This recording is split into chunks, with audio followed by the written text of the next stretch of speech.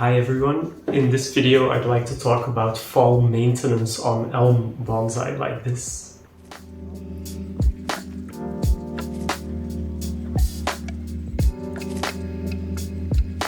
This tree was collected about 5 years ago, just from a hedgerow, and I built it from scratch. So basically I dug up a trunk that was growing underneath a hedge, and then I trained it in just a fairly small pot for a couple of years while I was growing out these branches. And year after year, I repotted the tree, worked on the roots, and created this fine ramification that you can see here. This tree is, well, basically in refinement stage. So that means that the branches already have a lot of movement, a lot of taper, and you can see that it's very densely ramified right now. To maintain this structure or this silhouette, it's important to cut back every year a couple of times during spring, summer, but also during fall. And fall season is a great time to see what the branches look like without the leaves on. So you can immediately spot all the flaws and correct them. So for this tree, I am going to take you a little bit closer and just examine the branch structure a little bit better.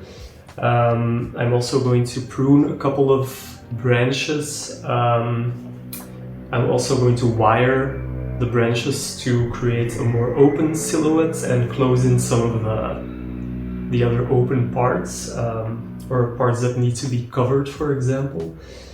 And that will be probably it. I'm also going to prune the twigs back a little bit just to maintain a very dense branch structure. So let's take a look.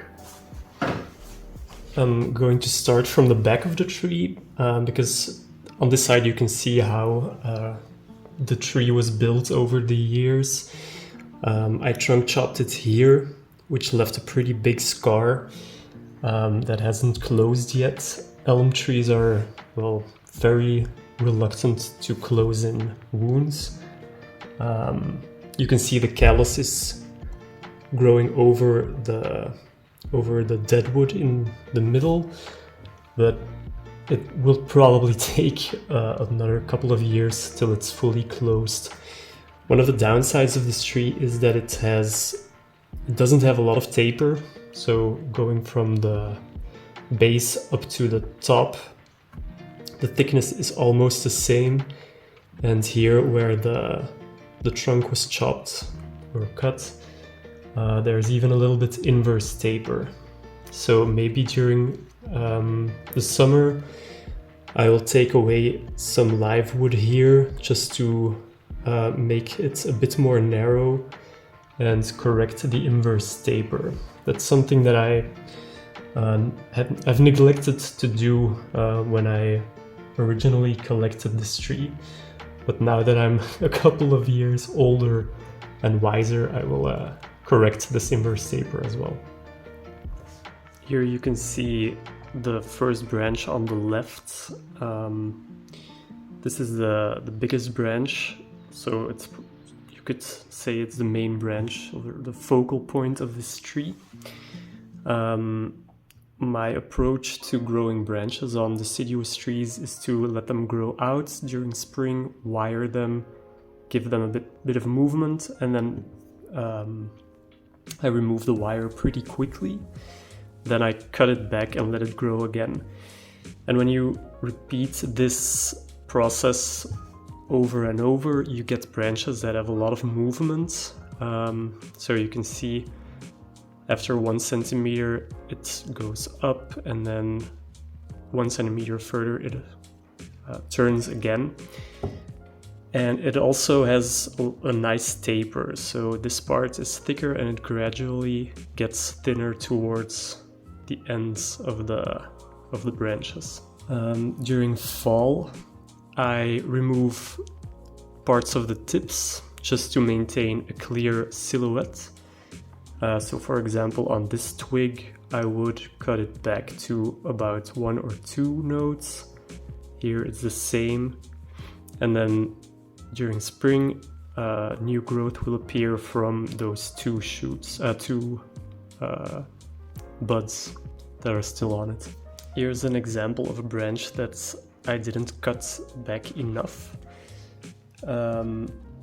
This branch is very long and doesn't have any taper in it. It also doesn't have any movement in it. So what I should have done was cut it back to, let's say, for example, here, and then let this branch grow out, or cut it back to this point and then use this branch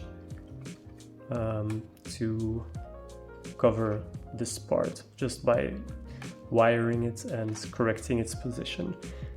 That way you get more movement and more taper in the same branch. So I'm not sure if I'm going to cut it back because it's a pretty important branch and it fills out, or it connects this first branch on the left to the rest of the canopy.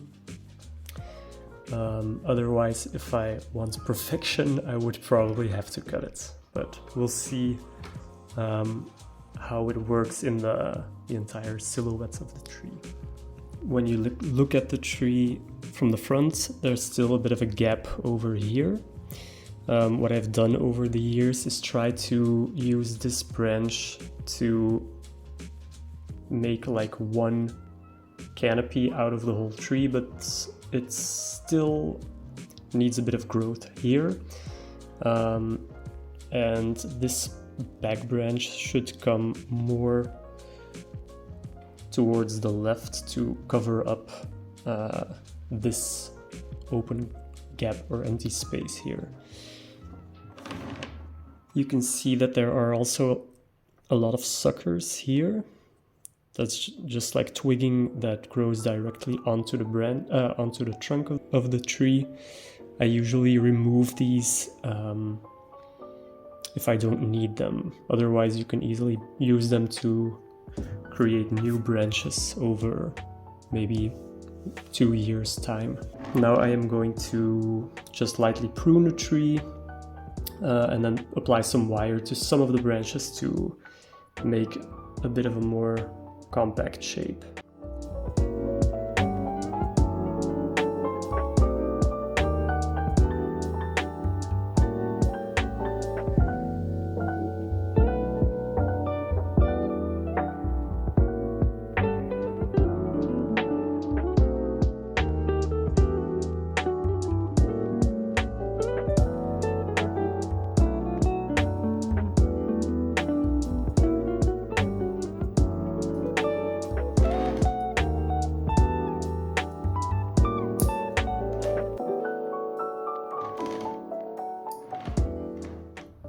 For the wiring, I'm going to use 1.5, 2mm and 2.5mm wire.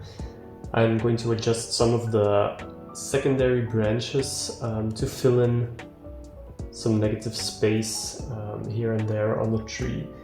I'm not going to wire the ends or the twigs. I just use clip and grow for most elms I have. So I usually wire the primary branches when they're very young, and then the secondary, sometimes tertiary branches when they're a bit more refined. And the twigging I just leave to, I just prune it directionally with scissors.